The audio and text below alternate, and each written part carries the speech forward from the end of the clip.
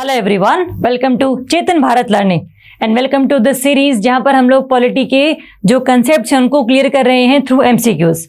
अभी तक हम लोगों ने कुछ टॉपिक्स के बारे में डिस्कशन करी है जिसमें आपका salient features of Indian constitution आता है। हम लोगों ने फंडामेंटल राइट्स के बारे में, डीपीएसपीज के बारे में और फंडामेंटल ड्यूटीज के बारे में जो है डिस्कशन करी है कि इसमें से जो क्वेश्चन है वो किस तरीके से बन सकते हैं। आज हम करेंगे कुछ questions regarding the basic structure of Indian constitution and the judiciary of India. तो इनके ऊपर क्वेश्चन किस फॉर्म में आ सकते हैं, किस तरीके से फॉर्मेट रहेगा, उसको हम डिस्कस करेंगे। शुरू करेंगे with our first question. First question है हमारा, match list 1 with list 2 with select the correct answer using the table given below. देखो इसमें आपको कुछ अमेंडमेंट्स दी हुई हैं, उन अमेंडमेंट्स में क्या चीजें शुरुआत की गई थी उनके बारे में लिखा गया।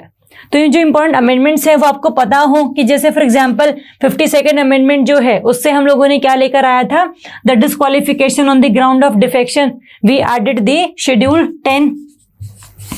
तो ये इससे साथ मैच रहेगा, तो ये इसका मैचिंग है।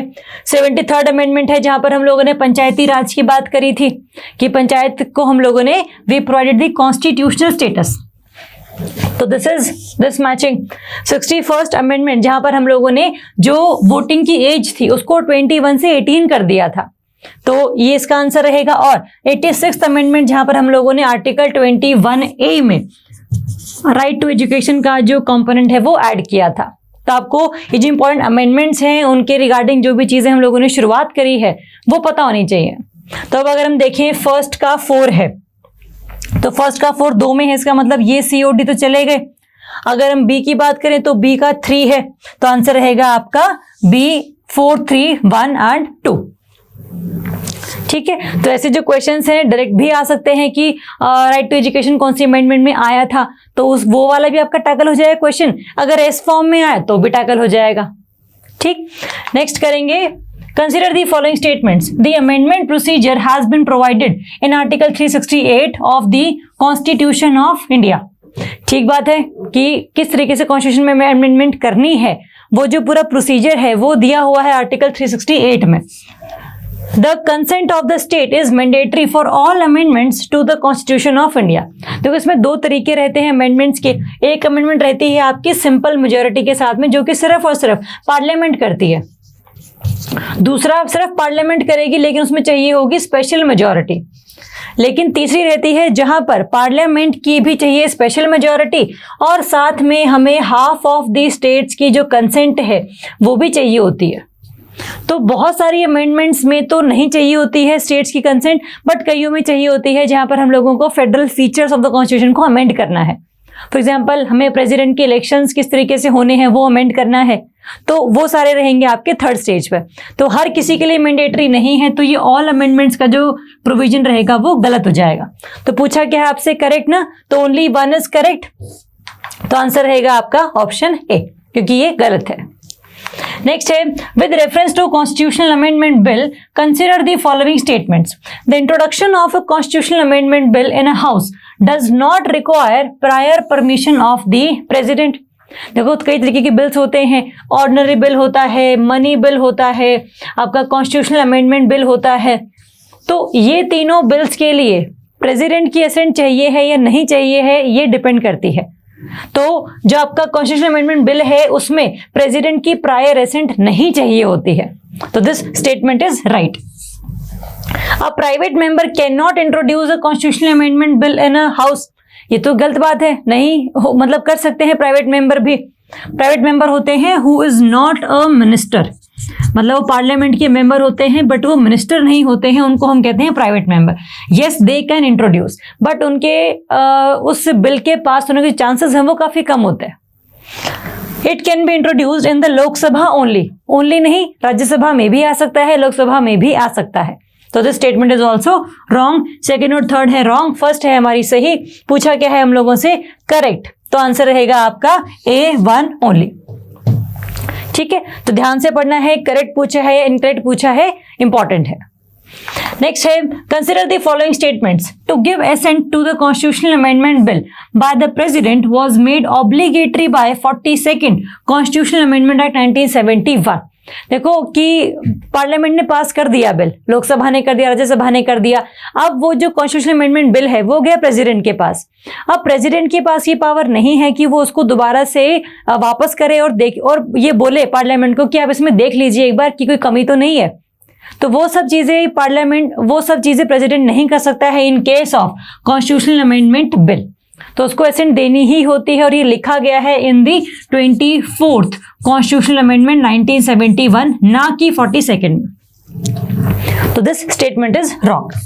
The parliament under article 368 can expand it's amending power, कि आपके जो कॉन्स्टिट्यूशन है उसमें अमेंडमेंट कितनी होनी है या फिर उसको अमेंड करने की जो पावर है वो पार्लियामेंट के पास है, तो हम लोगों को पता है। लेकिन पार्लियामेंट ही अगर अपने पावर को इंक्रीज करेगी तो that would be conflict of interest. इसीलिए पार्लियामेंट की जो पावर है अमेंडमेंट करने की कॉन्स्टिट्यूशन को, that can not be decided by the parliament only, because that is the basic structure of the constitution, और बेसिक स्ट्रक्चर में पार्लियामेंट अमेंडमेंट नहीं कर सकती। तो दिस स्टेटमेंट इज रॉन्ग कि इस आर्टिकल के तहत वो अपनी पावर को अमेंड नहीं कर सकती है। ये आर्टिकल सिर्फ बताता है कि what is the procedure to amend the constitution. ठीक, तो this statement is wrong. First वाले भी रॉन्ग है। पूछा क्या है आप लोगों से, करेक्ट ना, तो दोनों ही करेक्ट नहीं है, तो आंसर क्या रहेगा आपका डी, नाइदर 1 नॉर 2। नेक्स्ट करेंगे, some Indian territory was transferred in 2015 to Bangladesh by following which procedure. देखो 2015 में हम लोगों ने बांग्लादेश के साथ में एक अग्रीमेंट साइन किया था जिसका नाम था land boundary agreement by 100th constitutional amendment act. तो इसमें कुछ टेरिटरी हम लोगों ने बांग्लादेश को दी थी, कुछ बांग्लादेश से हम लोगों ने टेरिटरी ली थी। तो उसके रिगार्डिंग ये क्वेश्चन है। क्वेश्चन का फर्स्ट ऑप्शन कहता है by an agreement between the government of India and the government of Bangladesh. देखो अग्रीमेंट तो नहीं होगा क्योंकि हम लोगों ने कुछ टेरिटरी बांग्लादेश को दी है। जब भी कोई टेरिटरी इंडिया से बांग्लादेश को ट्रांसफर हुई है या फिर किसी और देश को ट्रांसफर हुई है तो उसके लिए आपको कॉन्स्टिट्यूशन में अमेंडमेंट करने पड़ते हैं। तो इसके लिए सिर्फ अग्रीमेंट साइन नहीं होते हैं, अमेंडमेंट होती है कॉन्स्टिट्यूशन में। तो this statement is wrong. By legislation passed by the Parliament amending Schedule 1 of the Constitution of India, कि शेड्यूल 1 में चेंज करना पड़ेगा क्योंकि उसी में सब कुछ लिखा हुआ है हमारे यहाँ पर कि कितने स्टेट्स हैं, कितनी यूटीज हैं, वो पूरा उसमें मेंशन्ड है। अब उसको हम लोगों ने अमेंड किया है, बट हम लोगों ने लेजिस्लेशन पास नहीं करी है, हम लोगों ने कॉन्स्टिट्यूशन में अमेंडमेंट करी है। तो this statement is also wrong. Bye amending schedule 1 of the constitution, ये तो बात सही है, of India by exercising amending power of the parliament, कि पार्लियामेंट के पास ये पावर है that it can amend schedule 1, और शेड्यूल 1 में अमेंडमेंट करने के बाद ही हम लोगों ने कुछ जो टेरिटरी है इंडिया से वो बांग्लादेश को ट्रांसफर करी है और बांग्लादेश से ट्रांसफर ली है। तो दिस स्टेटमेंट इज राइट, बिल्कुल। तो ये अगर हम फोर्थ भी देखें, by amending schedule 1 to the constitution of India by exercising amending power of the Parliament and ratification by 16 states legislature. देखो इसमें सिर्फ एक ही स्टेट की कुछ टेरिटरी थी जो बांग्लादेश को ट्रांसफर की गई थी, तो इसके लिए सभी स्टेट्स की रैटिफिकेशन की जरूरत नहीं है, इसीलिए दिस स्टेटमेंट इज रॉन्ग। तो इसमें आंसर रहेगा आपका ऑप्शन सी, आंसर 3। ठीक, नेक्स्ट है, which one of the following amendments of the Constitution of India has prescribed that Council of Ministers shall not exceed 15% of the total number of members of the House of the People or Legislative Assembly in the states? किस amendment में बोला गया कि council of minister की जो strength होगी वो इतनी ही होगी? अदरवाइज होता क्या था, बहुत सारे जो गवर्नमेंट है अपने लोगों को मिनिस्टर्स बना देती थी, तो कोई लिमिट नहीं थी।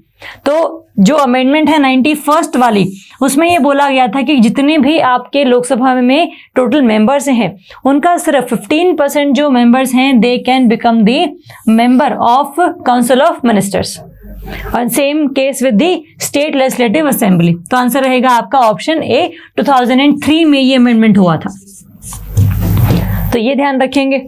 नेक्स्ट है, the power of the supreme court to decide the case of a dispute between 2 और मोर स्टेट इज कॉल्ड, कि 2 स्टेट्स के बीच में डिस्प्यूट है।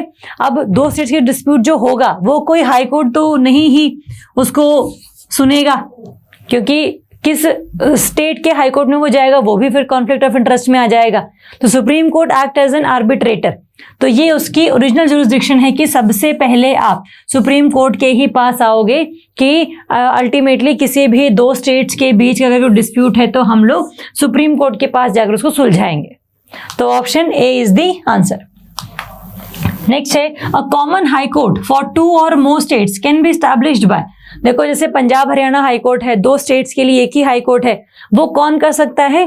The power is with the parliament, a law passed by the parliament. तो parliament के पास ही power है, ना supreme court के पास, ना प्रेसिडेंट के पास, ना कॉन्स्टिट्यूशन को अमेंड करने की जरूरत है ज्यादा हमें। तो पार्लियामेंट के पास जो लॉ पास रहेगा वो एस्टैब्लिश करेगा किसी भी 2 स्टेट्स का एक कॉमन हाई कोर्ट। नेक्स्ट है consider the following statement. 44th amendment to the constitution of India introduced an article placing the election of the prime minister beyond judicial review. देखो ये प्राइम मिनिस्टर का जो election है वो judicial review के beyond 42nd amendment में हुआ था, 44th में इसको हम लोगों ने चेंज कर दिया था। तो this statement is wrong. The Supreme Court of India struck down the 99th Amendment to the Constitution of India as being violative of the independence of judiciary. देखो जो 99th अमेंडमेंट था वो है आपका regarding the NJAC, national judicial appointment commission, जहां पर सिर्फ collegium के थ्रू सुप्रीम कोर्ट या हाई कोर्ट जैसे हम लोगों ने अपॉइंट नहीं करने थे, उसमें कुछ गवर्नमेंट के जो मेंबर्स थे वो भी रहने थे इन दी अपॉइंटमेंट कमेटी। तो जुडिशरी की तरफ से ये बोला गया था कि this would violate the independence of judiciary, इसीलिए इसको हम लोग स्ट्रक डाउन कर रहे हैं। जो अमेंडमेंट सरकार ने करी है 99th अमेंडमेंट के थ्रू वो अभी लागू नहीं होगी। तो this statement is right that it was violative of independence of judiciary. पूछा है हम लोगों से, करेक्ट ना? तो 1 तो इनकरेक्ट है, 2nd करेक्ट है ओनली, तो आंसर रहेगा आपका ओनली बी। नेक्स्ट है which one of the following criteria is not required to be qualified for appointment as जजेस of the supreme Court. First, at least 5 years as a जज of high court. ठीक बात है, अगर आपने हाई कोर्ट का जज 5 साल रहे हैं तो you are eligible for being जज of supreme Court. At least 10 years as an advocate of high court, ये भी बात सही है। In the opinion of the president a distinguished jurist, ये भी ठीक है कि प्रेसिडेंट को अगर लगता है कि yes you have the capability that then you can be appointed. At least 20 years as a sub divisional magistrate. देखो सब जुडिशियल मजिस्ट्रेट का जो कोई भी जो इवेंट है, मतलब कोई भी जो ये क्राइटेरिया है, ये बिल्कुल है ही नहीं, एग्जिस्ट करता इन द अपॉइंटमेंट ऑफ जज ऑफ अ सुप्रीम कोर्ट। या तो हाई कोर्ट का जज रहना चाहिए 5 साल के लिए, या हाई कोर्ट में एडवोकेट रहे 10 साल के लिए, या प्रेसिडेंट की नजरों में बढ़िया डिस्टिंग्विश्ड ज्यूरिस्ट हो। यही 3 क्राइटेरियाज हैं। तो 4th is not the criteria, पूछा भी हम लोगों से, नॉट रिक्वायर्ड है। तो आंसर रहेगा आपका option D. Next, which of the following is the custodian of the constitution of India. कि कॉन्स्टिट्यूशन ऑफ इंडिया के तरीके से ही हम लोग आगे चीजों को लेकर जा रहे हैं, जो कॉन्स्टिट्यूशन में लिखा हुआ है वही हम कर रहे हैं, तो वो निगरानी कौन रखेगा? ऑप्शन है आपका president of India, prime minister of India, Lok Sabha secretariat या सुप्रीम कोर्ट ऑफ इंडिया। तो लॉ की जो इंटरप्रिटेशन है वो हम लोगों ने दी है to Supreme Court of India, और इसीलिए Supreme Court of India is also known as the custodian of Indian constitution. तो option D should be the answer. ठीक, नेक्स्ट है the power to increase the number of जजेस in the supreme Court of India is vested इन।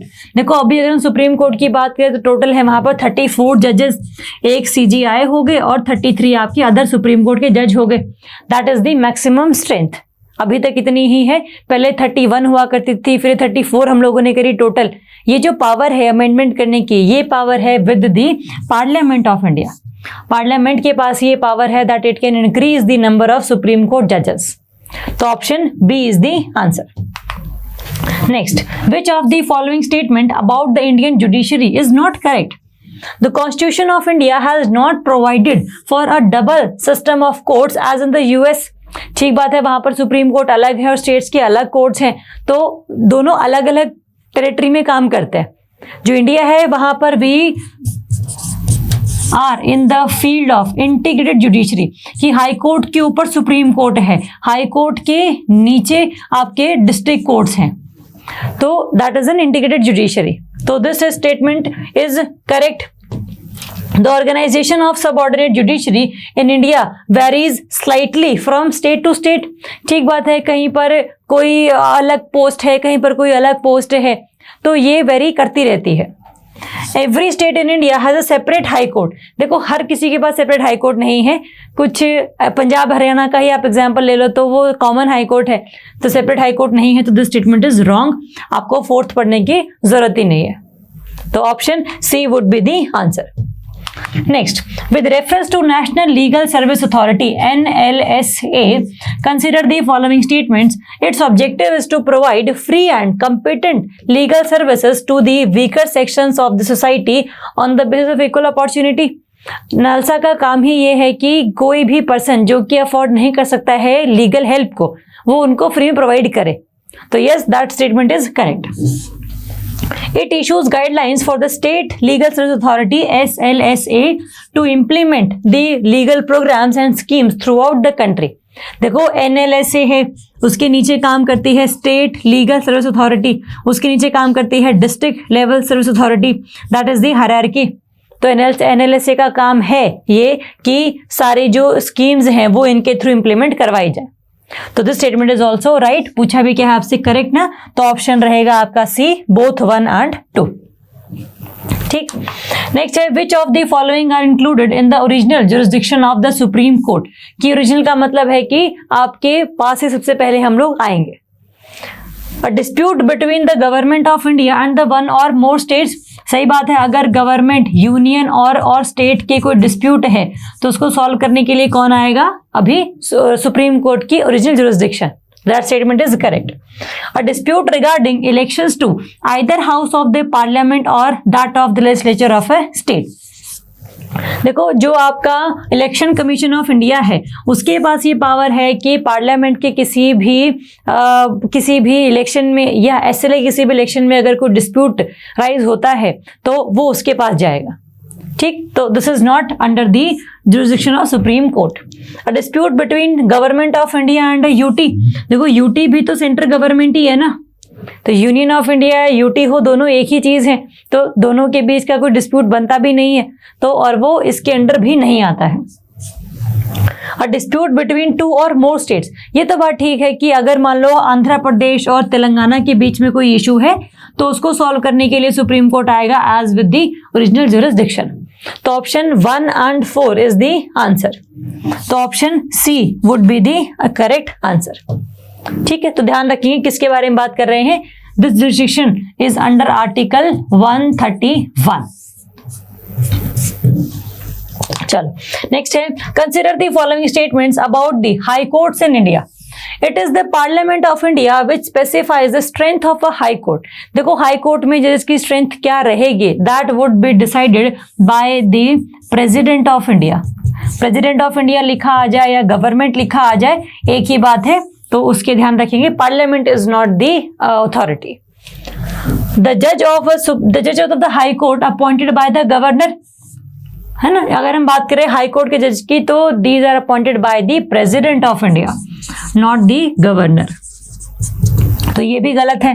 पूछा क्या है हम लोगों से, करेक्ट ना, तो दोनों ही इनकरेक्ट हैं, तो आंसर रहेगा आपका D, neither 1 nor 2। Next, with reference to the appointment of judges in the High Court, consider the following statements. First, in case of a common High Court for 2 or more states, the governors of all the states concerned are consulted by the President. ठीक बात है, अगर कोई भी एक high court है जो कि 2 स्टेट्स का कॉमन है तो उसके लिए आपको पहले वहां के गवर्नर से भी कंसल्ट करना पड़ेगा। ठीक बात है। In case of the appointment of high court जजेस, the chief justice of India need not consult the other members of the collegium. देखो, हाई कोर्ट जैसे हमने जब करने हैं तो कोलेजियम के बाकी मेंबर से भी कंसल्ट हमें करना है। CJI is not the sole authority to appoint the different high court judges. तो this statement is wrong. First is right. पूछा है आपसे करेक्ट, तो आंसर रहेगा आपका A, 1 only। ठीक, नेक्स्ट है, with reference to the qualification of जजेस to be appointed as a जज of the high court, consider the following statement. He should have been an advocate of high court for 10 years। ठीक बात है। He should have held a judicial office in the territory of India for 10 years। Okay, he must have attend the minimum age of 25 years। देखो, there are no barrier such like ages. ठीक है, तो as का जो barrier है वो नहीं है और मिनिमम एज 25 years नहीं है, and this statement that is why wrong. ठीक, तो इसमें पूछा क्या हमसे करेक्ट ना, तो ये बात सही है कि हाई कोर्ट का जज बनने के लिए आपको कम से कम एडवोकेट रहना पड़ेगा हाई कोर्ट का 10 साल तक, और कम से कम आपने कोई जुडिशियल ऑफिस हेल्ड किया होना चाहिए किसी भी और फील्ड में, ताकि आपको हाई कोर्ट का जज हम लोग लगा सके। तो answer would be A, 1 and 2 only. Next है consider the following statements. Article 13 declares that any law which contravenes any of the provision of the fundamental right shall be void. ये लिखा हुआ आर्टिकल 13 में कि कोई भी ऐसा लॉ जो पार्लियामेंट बनाती है अगर वो फंडामेंटल राइट्स को वायलेट कर रहा है तो that law would be null and void. तो this statement is correct. The phrase judicial review is not mentioned in the constitution. देखो ये बात तो सही है कि जुडिशियल रिव्यू का जो ये वर्ड है that is not mentioned in the constitution. ठीक है, ये सिर्फ आर्टिकल 13 का हम कह लो कि एक इम्प्लिसिट मीनिंग हम लोग निकालते हैं। तो this statement is also right. पूछा क्या आपसे करेक्ट ना, तो आंसर रहेगा आपका सी, बोथ 1 and 2। ठीक, नेक्स्ट है appointment, promotion and posting of district जज are made by the governor of the state by consulting the respective high court. ठीक बात है, डिस्ट्रिक्ट जजेस जो भी हैं उनकी जुरिस्डिक्शन आती है with in the governor of the state, but हाँ वो करने के लिए आपको रिस्पेक्टिव हाई कोर्ट के जो CJH हैं उनसे भी कंसल्ट करना पड़ता है। सेकेंड है appointment of persons other than district जजेस to the judicial services of a state is done by the high court. देखो ये भी किया जाता है बाय द गवर्नर। तो this statement is wrong, this statement is right. पूछा गया आपसे करेक्ट, तो आंसर रहेगा आपका A1 ओनली। ठीक है, तो ये कुछ क्वेश्चंस थे regarding the basic structure of the constitution and the judiciary of India. तो आपने इनको ध्यान से पढ़ना है, इनकी एक्सप्लेनेशन को ध्यान से करना है। कोई भी डाउट रहेगा तो पूछिएगा। Thank you so much.